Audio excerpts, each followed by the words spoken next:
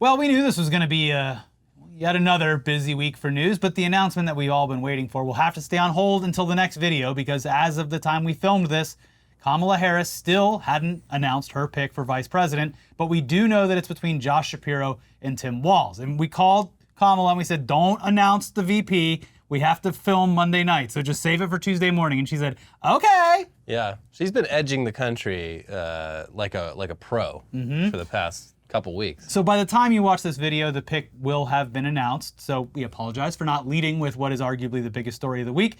I assure you though, we do have a lot in store.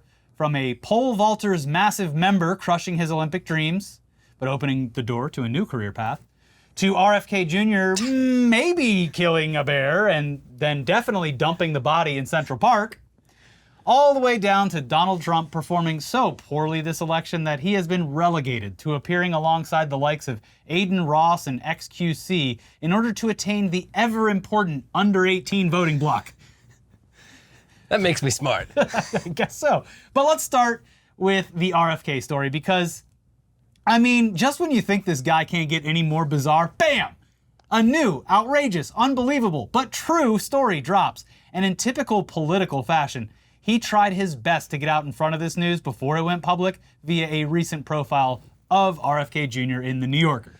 And listen, I don't follow this guy a whole lot. I don't get to see and hear him on a constant basis. So I'm like, yeah, his voice is weird and gravelly. But I forget just how, like watching this, 2-minute clip of him was a fucking, it was a chore. And I was supposed to meet them there at maybe 8 or 9. I was driving up maybe, really early, 7. And then... I'm sorry, I know it's a disability, but that is not the voice of a president. That is difficult. It's similar to listening to Joe Biden talk where you're just God, this is like work. You're making my brain do work. If he was an incredible politician with an amazing track record, it would be unfortunate that he sounded like that. Yeah, it'd be like, but that's the too fact bad. is, he sucks in general. So and in telling this story, went on twice as long as it really needed to go. Really dragging it out. Well, making sure you heard as much of his voice. We should get into possible. it, but yes, he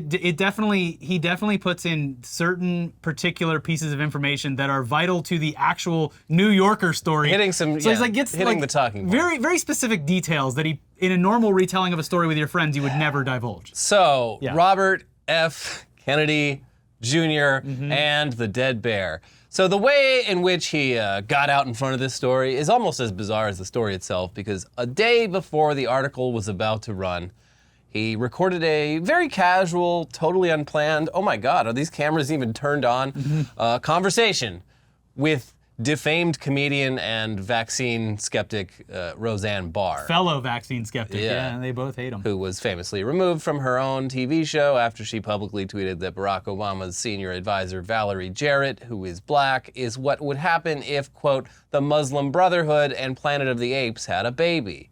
Just in case you forgot why Roseanne was... That's where this all really kicked off for her. But if you're thinking Roseanne and RFK Jr. in the same room, two of the most annoying sounding people on the planet together at last, it can't get any worse than this. But it did, and it does. So buckle up, because we're going on a ride that leaves more questions than answers through a story that has massive inconsistencies from an untrustworthy narrator who's trying to put the nicest possible version of a story out there before the New Yorker. And if this is the nicest possible version, goddamn. But the basics are true. A mysterious bear carcass was actually found in Central Park, and that matches with RFK Jr.'s and the New Yorker's timeline. There was, in fact, a dead bear in the park, which is itself a very strange occurrence because bears do not live in Central Park. And thank God. And it only gets weirder from there, so let's go. In his retelling of the story, which was posted directly to his official Twitter account alongside this text, looking forward to seeing how you spin this one, New Yorker. RFK is sitting at a table, regaling his guests with a fun story about a cute little bear that he just so happened to find on the side of the road in New York while on his way to do some falconry upstate.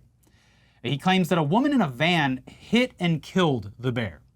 And being the industrious young man that he is, RFK Jr. decided to pull over to the side of the road and retrieve that bear cub carcass so that he could skin it and save some bear meat in the fridge for later. He then oddly described how this was actually very legal to do in New York And State. very cool. So he throws the bear carcass in his van and continues on his day. He goes and plays with his birds all day while the body of the bear presumably rots in the back of this van. His hot car. So he gets back to the van, he drives home, but geez, he realizes on the drive home from upstate that he's actually got a really nice dinner to go to at the Peter Luger Steakhouse down in Brooklyn. It's a great steak. If you'd had it, you'd understand. Yeah, I got a carcass in the back. My home is on the other side of town, but who could pass up a wonderful meeting of the minds at Peter Luger Steakhouse? No one does a reverse sear like Peter Luger. So after a long day of falconry and a drive home with a rotting bear carcass, he apparently goes straight to dinner without cleaning up. Hey, sir, excuse me, you smell like death. Any reason why you smell like that? The Coming into signature death smell is our just... lovely steakhouse. So RFK Jr. is now, he's in a pickle because the dinner, that delicious steak dinner, it was so wonderful that, he lost track of time. And then he realized it was actually pointless to go all the way back home. He should really just go straight to the airport. Yeah. But, he still got that dead bear cub in his car. But a light bulb goes off in his big worm-infested brain, and he says to himself, there's been a lot of bike accidents lately because of all these new bike lanes in the city. And then the people that he's with who were drinking, but he of course wasn't drinking, definitely wasn't the one who came up with this great idea.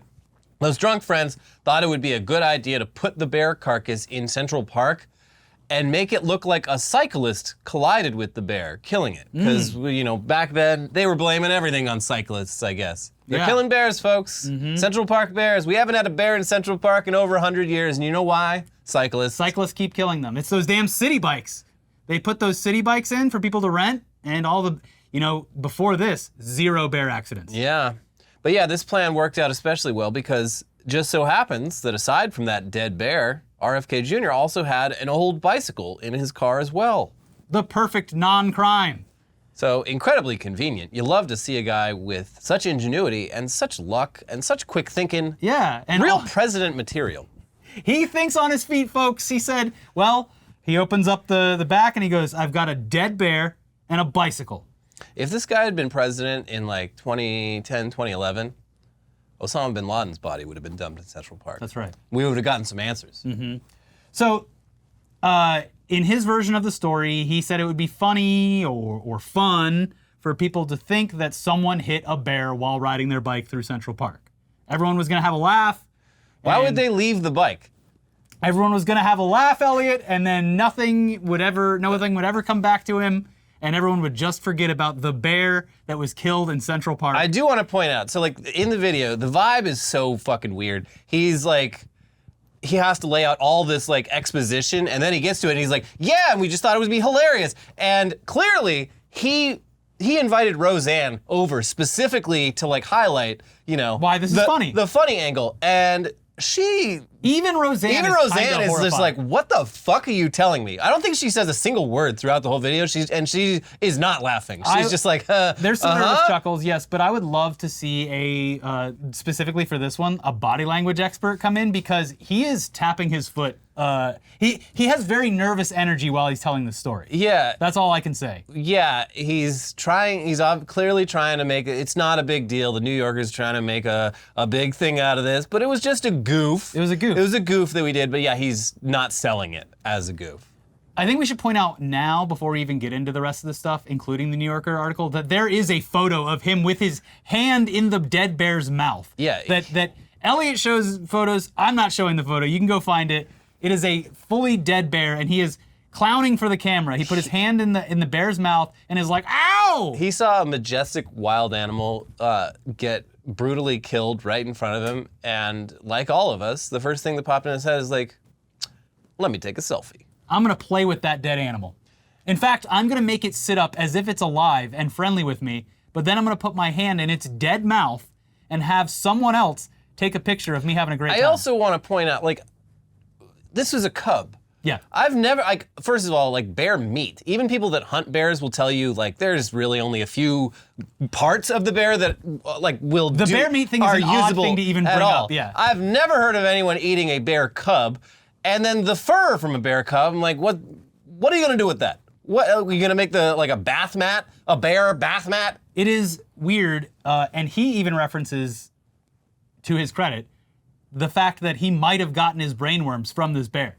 Well, that's the thing. So we saw a story on Weekly Weird News like 6 months ago or so where a family ate a bear that they had shot on a hunting trip, and the whole family got parasitic brainworms.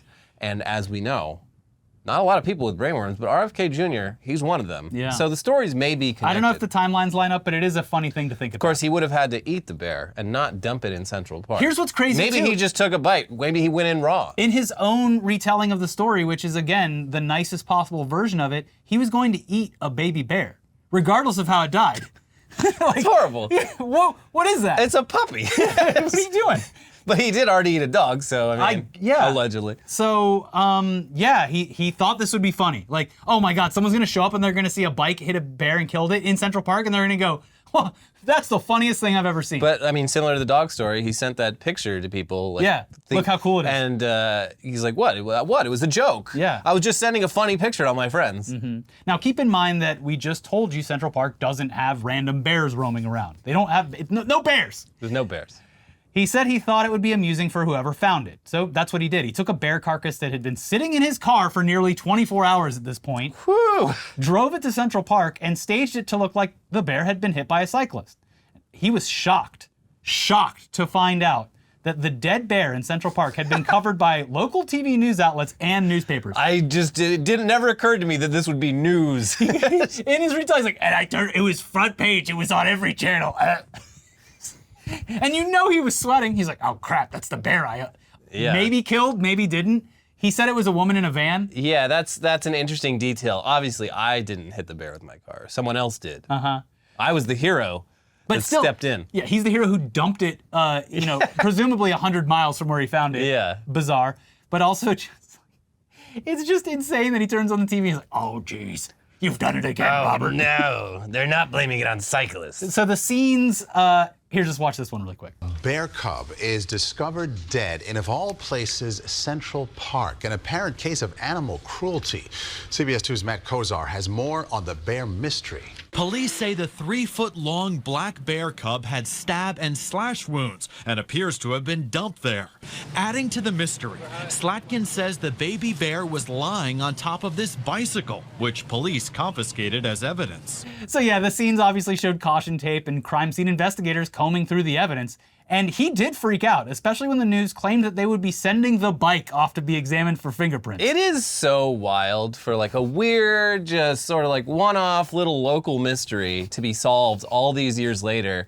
And it's a guy who is a member of the Kennedy family who is currently running for president. It's the most bizarre story that has wrapped itself up 10 years later. This is like a microdose of like finding out that RFK was like a serial killer in the 80s or something. But yep, that was me. But there's a funny story.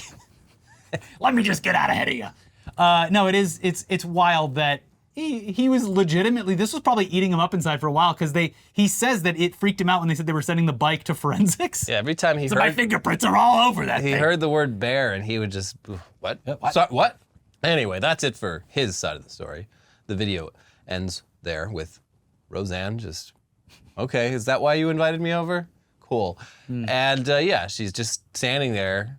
Mostly shocked. Yeah. But it's the way he tells the story and the fact that he has a comedian there to laugh through it, all the extra details and the particular things that he did, the way in which he casually tells the story and releases a video of that story that make it seem pretty suspicious. Sure. And while his version of the events and the timeline might not be entirely accurate, the story itself is very real. And very basic facts are true. A young bear was mysteriously found dead in Central Park in the middle of New York City. The crime scene was staged, and the man behind it was none other than presidential candidate Robert F. Kennedy Jr. People immediately remembered that Central Park bear story because it did only happen 10 years ago and was, as he admitted, front page news. So all day on Monday, there was a steady stream of information and archived reporting about the Central Park bear story that lined up with RFK's retelling. Though the process of getting the bear to Central Park and what actually might have happened to the bear before it arrived in the park is still up for debate. Now, here's a few examples from when this news broke. from a 2014 tweet by local anchor Allison Papson. Police say the bear cub found dead in Central Park had stab wounds. Wait, hold on, what? Stab wounds? Wait. Well, guess we'll have to get back to that. And looking into this more, this might be one of those things where just like the news is kind of like sporadic at first and they're just hearing things. Because as it was analyzed, they're like, this car, the coroner was like, this died from a car accident. Okay. Yeah. So, but it is funny to have the first thing pop up be like, yeah, someone stabbed this thing to death. It was an intimate, up close and personal killing. He wanted that thing to suffer. But here's a post from 10 years ago also that where the OP was finally able to solve this great mystery that they had originally posted about 10 years prior. Who the fuck hits a bear cub with their car, probably by accident, and then brings it to drop it in Central Park? Here's the update. Well, took nearly 10 years, but I got my answer. Yeah, that's gotta feel so good. You finally have your answer. But the answer you get, it only leads to more questions. All right, well, here's the thing. I was vacationing in Singapore, and they needed a last-minute pilot for Malaysian Airlines. And they look around the room, and I'm the only guy. I said, hold on, I'll be back in a little bit. I gotta go down to the wet market in Wuhan and, touch some of the animals. Anyways, I'm touring this local art market over in Vienna one day, and this young kid, he's got just these awful paintings. And I said, hey, buddy, time to find a new gig. Don't quit your day job. So, speaking of discussions at the time, there was a similar discussion back in 2014 between a Bloomberg reporter named Katie Roof and some friends on WhatsApp. Here is her screenshotted conversation from a decade ago. So a dead bear was found in Central Park 3 blocks from my new apartment, which is weird because Central Park doesn't have bears, or so we thought. And the zoo isn't missing any bears. They think someone brought a dead bear to Central Park. But why? Now we know. And finally, the cherry on top. The New York Times obviously covered the story at the time under the headline, "Bear found in Central Park was killed by a car," officials say. And it's a basic story that goes over some witnesses and police statements while also backing up a lot of the details shared by RFK. There are some retroactively funny bits from this report as well, like the fact that the reporter reached out to a retired detective to get some info, and that detective, who was from the Bronx, replied, "It wouldn't be a police matter unless the bear was killed by a person, or if someone was keeping it as a pet and brought it to the park. People are crazy." Yeah. The reporter also reached out to a Canadian bear expert, and this is because all of the United States bear experts that they tried to get in contact with, they were out of town at the time. Maybe there was a convention of the North American Bear Scientists Association. You've said exactly what happened. Oh, really? Yeah. Oh, okay. Yeah. Doctors. What? Okay. You've said the exact truth. Wow. Dr. Lana Chiarnello, a bear expert in Canada, said that most bear experts in the United States were attending a conference in Greece and would be hard to reach for comment. Damn. Got to get the Canadians on the line. So she said that she couldn't make the trip, but she was able to offer her thoughts on the mystery. She guessed that someone killed the bear and took it to Central Park. A real sicko. It was highly unlikely that a bear cub would travel across the concrete jungle. Bears are not going to go through a city, Dr. Chiarnello said. So while it's definitely funny that all of the bear experts were out of the country at a bear conference, the reason that we brought up this old article at all is because the author of the article is related to RFK Jr. and had no idea that she was writing an article about a potential crime scene that was constructed by her own cousin, her own flesh and blood. Yeah. I'm assuming when she learned of this, her coffee cup dropped out of her hand in slow motion and shattered. And then on the bottom of the coffee cup, it said, Robert F. Kennedy Jr. I'm sure when she found this out, she, like the rest of the Kennedy family, was like, we've disavowed him for a long time. This is not shocking at all. They've got to have like a 400-person group chat of just like every Kennedy except for him. Yeah, I mean, you remember what happened after the Super Bowl when he ran the ad that just appropriated JFK's nomination stuff? They were just like, we disavow him completely. We do not want this guy anywhere near the levers of power. They're not happy about it. No. So yeah, the author, Tatiana Schlossberg, is one of the John F. Kennedy grandchildren. And when asked about the article after it was revealed that her cousin was behind the bear carcass in Central Park, she reiterated that, like law enforcement, I had no idea who was responsible for this when I wrote the story. Okay. And as for the actual New Yorker story, the profile that kickstarted all this and forced RFK Jr. to get out ahead of the story, well, here's their very brief version of the events. One day in the fall of 2014, Kennedy was driving to a falconry outing in upstate New York when he passed a furry brown mound on the side of the road. He pulled over and discovered that it was the carcass of a black bear cub. Kennedy was tickled by the find. He loaded the dead bear into the rear hatch of his car and later showed it off to his friends. In a picture from that day, Kennedy is putting his fingers inside the bear's bloody mouth, a comical grimace across his face. When I asked Kennedy about the incident, he said, "Maybe that's where I got my brain worm." After the outing, Kennedy, who was then 60 and recently married to Cheryl Hines, got an idea. He drove to Manhattan and, as darkness fell, entered Central Park with the bear and a bicycle. A person with knowledge of the event said that Kennedy thought it would be funny to make it look as if the animal had been killed by an errant cyclist. The next day, the bear was discovered by 2 women walking their dogs, setting off an investigation by the NYPD. Quote, "This is a highly unusual situation," a spokeswoman for the Central Park Conservancy told the Times. "It's awful." I like the idea that there was no steakhouse, there was no flight. And also he didn't even see the bear get killed. It could have been sitting there on the side of the road for days. But he just was driving, saw a dead bear, put it in his car and was like, I need to get to Central Park right now so I can dump this there. I already had to offload a bicycle. Now I got the perfect excuse. It would be so devilish if I dumped this bear in the park and made everyone wonder how it got there. RFK is just like us. Before donating or getting rid of some goods, like maybe some old clothes, he drives around with them in his trunk for months on end. Yes. Yeah, I'm gonna go to Goodwill today. Definitely gonna go to Goodwill to drop off all these clothes today and not 6 months from now. You know he drove past the crime scene while it was happening. Returned to the scene of the crime. Hey, anybody notice anything strange over there? That's crazy. And yeah, there is, like we said, there's a photo of RFK Jr. putting his hand into the dead bear's mouth and acting like he's being bitten. It's hilarious. But yeah, it wasn't just the bear story that was included in the New Yorker piece, though it's understandable why that part is getting so much attention. But there's more info in there that should be important to voters as well, like the fact that his entire presidential run is so that he can't be censored for his dangerous anti-vaccine views, that his campaign coordinator's family was once targeted as a potential Russian asset, and that the biggest donor to his campaign is from an old railroad magnate whose other political contributions include $75 million to the Trump campaign.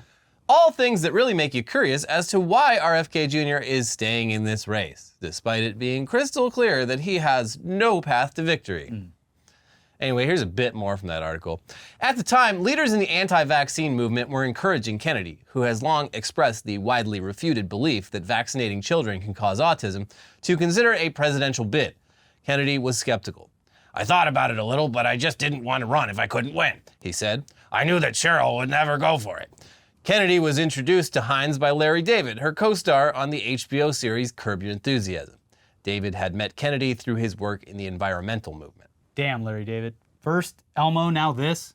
Anyways, in 2022, after Kennedy compared America's COVID vaccine protocols to the fascism of the Third Reich, saying even in Hitler's Germany you could cross the Alps into Switzerland, you could hide in an attic like Anne Frank did, he suggested to Hines that they publicly separate in order to save her reputation in Hollywood. What?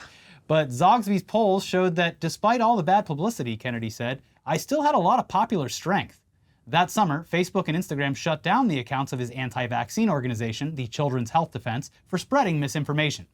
Instagram had suspended his personal account a year earlier. Kennedy told me, I started thinking, well, the one place that they couldn't censor me was if I was running for president.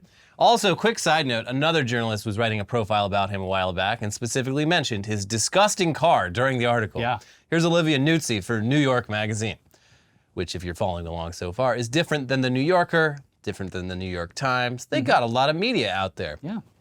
Rear view mirror smashed to bits, seat belts chewed off, cushions gnawed open, filth and dog hair covering every surface. The death machine smells so bad I thought I might pass out after about 15 seconds riding shotgun. And that was before the candidate hung a sharp left and sped off towards the trailhead, the dogs barking and toppling over in the area of the car that theoretically should contain back seats, but instead holds a wooden bench.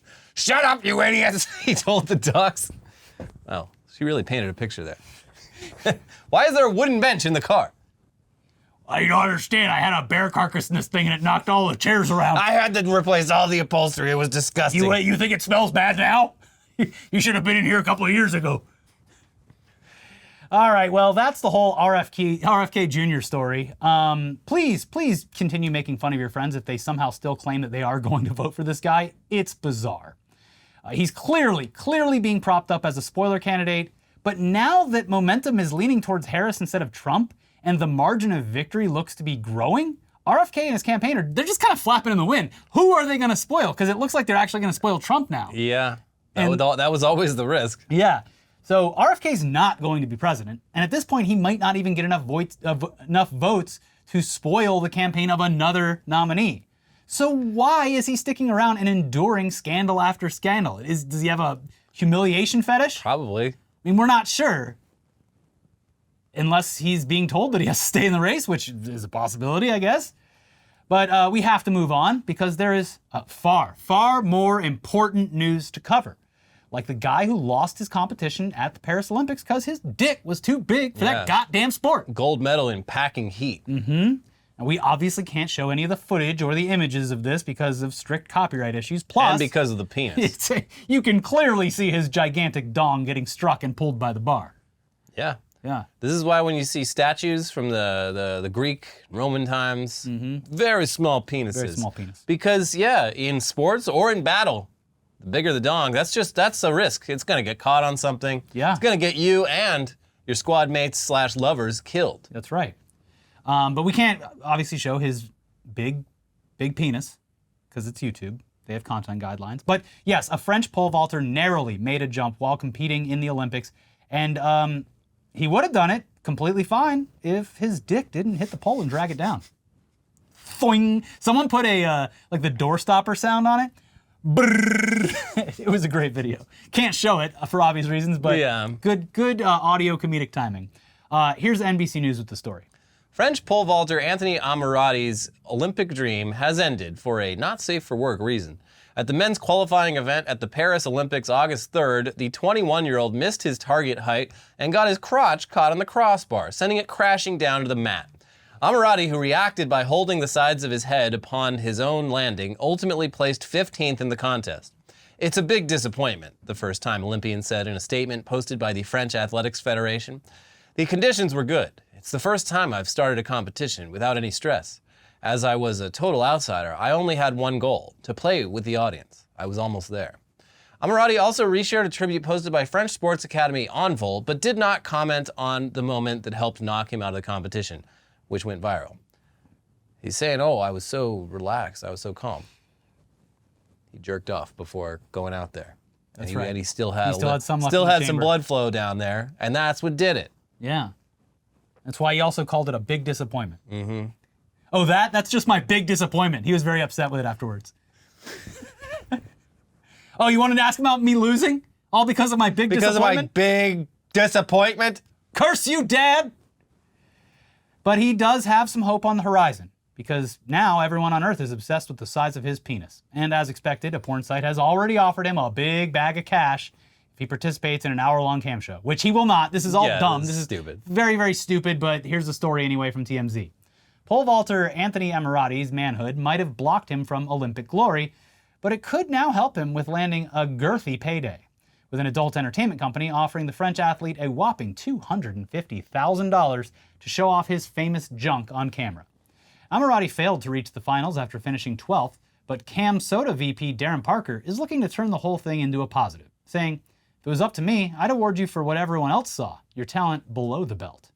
As a lover of crotch-centric activities, I'd love to offer up to $250,000 in exchange for a 60-minute webcam show in which you show off your goods, minus the crossbar, of course." Parker explained Amirati won't have to worry about his compression shorts not doing their job, as he can let it all hang out as much as he wants.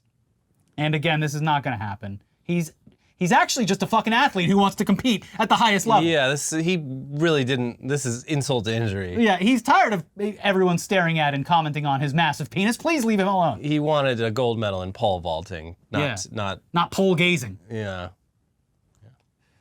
But back here in the United States, the Trump campaign is pulling out all the stops as it desperately tries to court any voters that it can get. after spending weeks completely alienating a historically loyal base until only the real freaks were left behind. Now, in what can only be seen as complete desperation, the former president and current presidential nominee has met and streamed with arguably the dumbest motherfucker online. Or offline. Just the dumbest motherfucker. Adin Ross. Yeah. So if you are unaware, bless your heart. But suffice to say, Adin Ross is the quintessential kick streamer. If you said to someone, what do you think a kick streamer is? They would come up with the worst description of a human ever, and it would be this. How is Kick different than Twitch? It'd be... Well, you can be racist and sexist and everything that is banned on every other site. Yeah. Okay, cool. Let's put that in a lab and see what it looks like. Oh, it's Adin Ross. He basically embodies every negative character trait that you could expect out of a Gen Z streamer. Yeah. The one accidentally good and funny thing that he's done was getting Andrew Tate arrested after reading private text messages on stream that referenced Tate's plans to flee Romania. That was funny. Yeah. At least if you're this fucking dumb, you say dumb shit online that gets other dumb people in trouble. So there's that. Anyways, that guy did a stream with Donald Trump and also gave him a few expensive gifts during that collaboration. Oh. Gifts that will almost certainly draw the attention of the Federal Election Commission, the FEC, because despite these, just being gifts, oh, you idiots, these are just gifts. Every fucking reply guy on any post about this is just like, I've done the research. These are just gifts. Yeah, you can just give a gift. So despite these being just gifts, I'm sure that the FEC is going to be looking into this because there are clear rules in place regarding campaign contributions. So while it is funny to see a bunch of Adin Ross fanboys flood every mention of this stream with, they're just gifts, you idiot, there are potentially very real consequences for these types of gifts. Also, yes, it is kind of funny that Adin Ross gifted Donald Trump a Cybertruck wrapped with a custom graphic of Trump's own assassination attempt. Hey, look, Mr. Trump, here's an ugly piece of shit that you will never drive because you've never driven. And also, the entire design of this truck is a reminder of the worst day of your life. Enjoy, sir. He also gifted him a very expensive watch, a Rolex. Much like the Olympics, we can't really show any of this stream, but here's some info from a Times report about the interaction. What do you give a former president who has everything? Adin Ross, an internet celebrity known for stirring controversy, answered that question with a gold Rolex watch and a customized Tesla Cybertruck, both of which he presented to Donald J. Trump during an interview that was live streamed on Monday afternoon. Before a streaming audience that at times topped 500,000 people, Mr. Trump then climbed into the Cybertruck and, along with Mr. Ross, listened to songs from a custom playlist prepared for the occasion.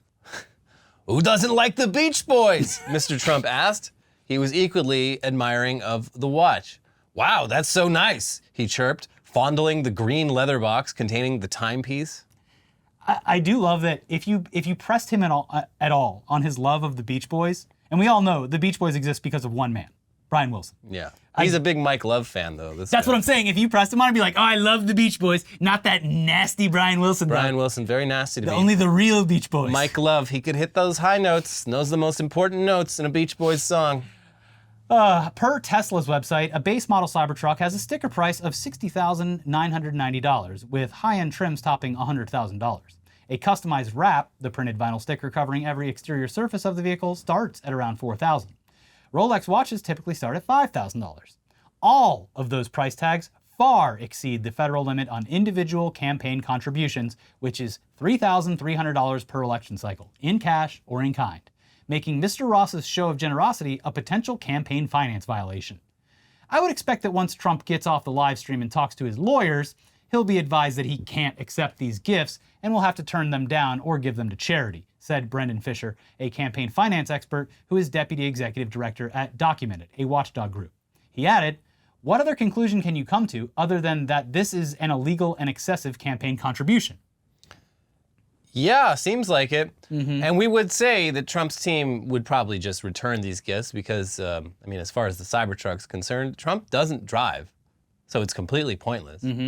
But he's known for keeping things that he probably shouldn't be holding on to, or like those documents that he kept by the toilet. So maybe he won't give these gifts back. Yeah, I think the Cybertruck, though, he'll give that away. He's seen all the clips. Get that ugly piece of shit off my property. He's seen all the clips of people like cutting their fingers off and stuff, and he doesn't want it anywhere near him. If you He every day he talks about how scared he is of electric batteries. If you put me in a sinking ship next to a Cybertruck and a shark, I'm taking the shark every time. Yeah, he probably thinks that if it rains, like everyone in the Cybertruck dies instantly. He's literally said this weekend at a campaign rally, he's like, but we love electric cars because Elon told me to do so.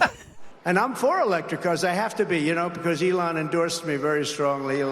It just couldn't be more blatant. But as the Times points out, the real gift wasn't the truck or the watch. It was the audience that they were all live streaming to. Regardless, the more crucial gift the former president got by sitting for the interview may well be access to the millions of young, mostly male and right-leaning potential voters who follow Mr. Ross on social media. He routinely draws 150,000 or more simultaneous viewers on those streams, which can run for 5 or more hours at a time. But he has provoked some backlash over the guests he has welcomed on his stream, like Andrew Tate, a former kickboxer who last year was indicted on rape and human trafficking charges in Romania. He's also given airtime to Nick Fuentes, an avowed white supremacist, and he has hosted neo-Nazis wearing swastika emblems. He was sanctioned by Twitch, a live streaming platform, multiple times for homophobic statements and hateful content before the site banned him last year. He now hosts his stream on a rival site, Kick, but he remains enormously popular with a testosterone-heavy demographic that Mr. Trump sees as critical to his re-election chances. It is so bizarre that they have thrown away every single shred of their base that isn't a very specific type of young man who thinks that masculinity is the end goal and the thing that will solve every problem in anyone's life. Yeah, it's a bit odd. Anyway. None of these people can fucking vote, though. Yeah, I would say a large percentage of... Most of his viewers have got to be below 18 and probably pretty international. So I don't really see this winning a lot of new voters. I haven't seen it substantiated, but there are rumors that this is another special gift from the Trump sons, where they're like, you gotta go on this guy, Adin Ross's stream. They've already... they're the ones that are like we're connected and young, Dad. We're gonna tell you all the things to do. You gotta go with this JD Vance guy. They're making every wrong decision, and I am loving watching it. It's pretty cool. But yeah, that's it for today. We obviously have a bunch of news on the horizon, like the VP pick, which was... You already know more about that than us because we filmed this Monday evening. You're probably watching it Tuesday morning. But before we go, a little update on the channel, and we're going to keep this brief because we are actually just currently working on getting it all fixed. But we also have no idea how long it'll take, and the process behind the scenes is very convoluted and very stupid. Completely opaque. So earlier this year, the company who sold our ads got bought by another company. And while nothing too drastic was going to change on our end, it still meant that we had to revert back to YouTube AdSense in order to get paid for the ads that you see running before and after the videos. So YouTube or Google or whatever, they're supposed to mail you something to reconnect everything, and that process should be simple. Yeah, they send you like six numbers in the mail, and they just say, put those numbers so that we can verify that it's you. That get that AdSense all set up. It should be there any day now. Yeah. Easy peasy. So we never received our reconnection info, and despite resubmitting it, it has never arrived. So over the weekend, our monetization was completely shut off by YouTube.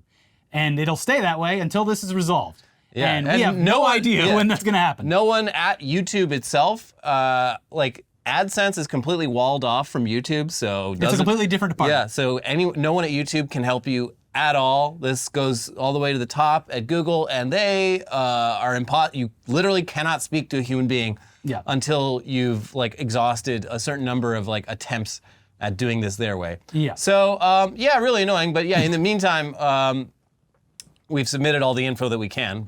There's not a whole lot we can do, but we've done it all multiple times. Through our current ad agency, we were able to connect with someone who is looking into it, but we don't know how long that's gonna it's probably one person handling like 100,000 accounts, because AdSense isn't just YouTube, it's Google's entire ad business. Yeah. So we're not too worried that this will be resolved in the long run. Yeah. We know this will get fixed eventually.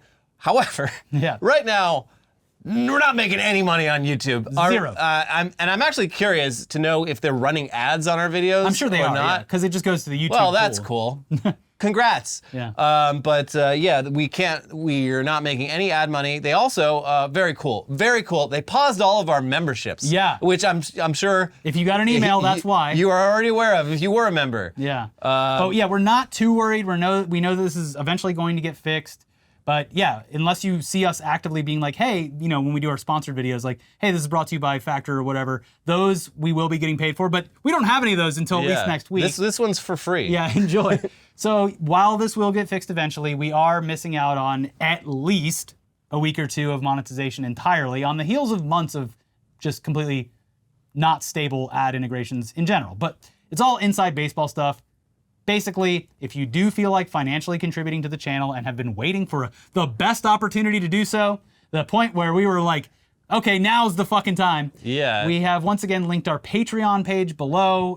Some of you are already familiar with that. If you want to contribute there, that would be wonderful. We also opened up a Ko-Fi or Coffee or however they pronounce it. Yeah. That is for individual donations. Yeah, that does just like one-time donations if you feel like putting something in the tip jar. And apparently, I didn't know this, but they let you keep all of it unless you set up like a full storefront page. Okay. But we're not doing that, so this that's is just cool. this is a patch on the boat while while we get it repaired. So if you want to make this episode not entirely a financial loss for us, go ahead and leave a tip. That would be really cool. We're gonna link both of those directly at the top of the description. We would appreciate it. Obviously, not necessary. Just happy to have you watching the show. If you could do one thing that isn't that, though we would really appreciate the other thing. You could also just give this video a like, because on the other hand side of things, I don't know how not being monetized affects how you're going to be tossed into the YouTube algorithm. Guess we'll Are we see. going to be prioritized even though we're not making them money? I don't know.